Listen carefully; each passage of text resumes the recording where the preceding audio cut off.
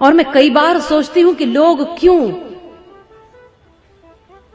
इतना घमंड करते हैं और किस पर करते हैं। मुझे तो इस दुनिया में ऐसी कोई चीज दिखाई नहीं देती जिस पर घमंड किया जा सके। कोई एक वस्तु ऐसी बताओ जिस पर आप घमंड कर सकते हो। प्रभु का नूर जो देखे वही इंसान होता है, और जो भरता पेट है केवल वो तो हैवान होता है। जानता है कि मौत एक दिन मुंह के बल गिराएगी, न जाने फिर भी क्यों इंसान को अभिमान होता है।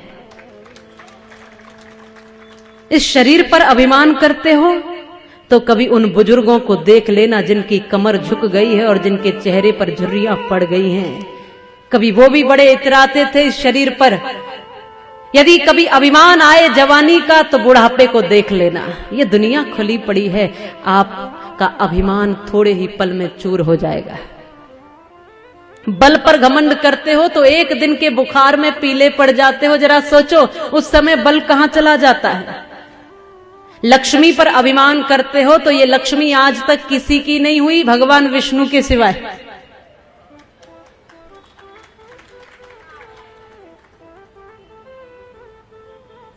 आगता यदि लक्ष्मी नारिकेल फलाम्बवत, और परागता यदि लक्ष्मी गजमुक्त कपित्तवत।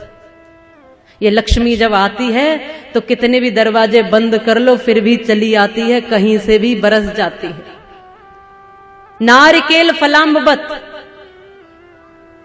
यहां महाराष्ट्र में तो नारियल के फल बहुत मिलते हैं, टटोल के भी देखो आप उनको। तो नारियल का फल कैसा होता है? एक गहरा सा जटाजूट, उसके ऊपर पत्थर की सी दीवार लगी हुई है और उसके भीतर भी किसी ने पानी डाल दिया। तो चिंतन करो, तुम कितने भी दरवाजे बंद करो, जब लक्ष्मी आती है तो दरवाजे बंद होने पर भी आ जाती है। इसलिए कहते हैं जब परमात्मा देता है तो छप्पर फाड़ के देता है, और अब छप्पर नहीं रहे तो छत फाड़ के भी दे देता है। जिस दिन घमंड अपने तू सर से उतार देगा, उस दिन तुझे विधाता अनमोल प्यार देगा। उसके सिवाय जग में दाता न और कोई, और देने पे जब वो आए तो बेसुमार देगा। पर जिस दिन घमंड अपने तू सर से उतार देगा। परागता यदि लक्ष्मी गजमुक्त कपित्तवत। यदि लक्ष्मी जाती है तो भी ऐसे समझ लो कि कैथ का फल, हाथी उसको साबुत निगल जाता है। कैथ का फल देखा होगा, हॉकी के गेंद के जैसा होता है।